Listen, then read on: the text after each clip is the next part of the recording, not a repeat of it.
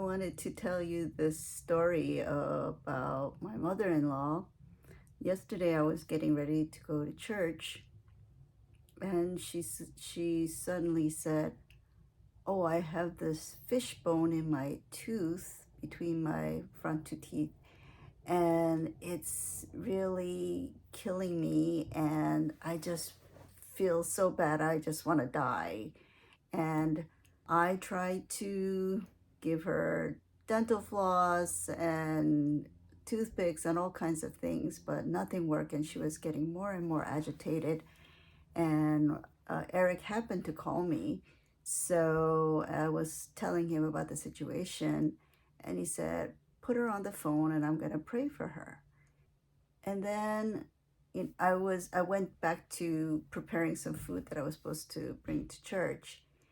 And then after a while, she was calming down, and I was just really relieved and thinking, oh, I can go to church now. So I packed up my things and went to church, and everything was fine. And it was only later that night that I realized, wow, God had answered prayer, and I didn't even think of that. I was just, thinking, oh, she could calm down by herself, but really it was a result of prayer. And this is a quote I wanted to share with you.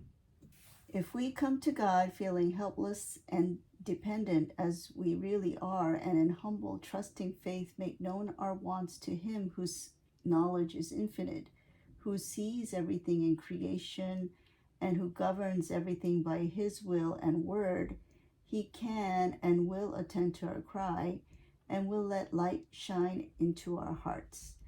Through sincere prayer, we are brought into connection with the mind of the infinite.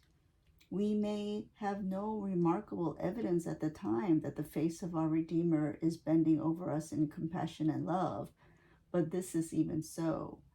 We may not feel His visible touch, but His hand is upon us in love and pitying tenderness. So praise the Lord. God is so good. And He answers our prayers even when we don't acknowledge it and are not even aware of it sometimes. And with that, I love you all. God bless you, and see you next time.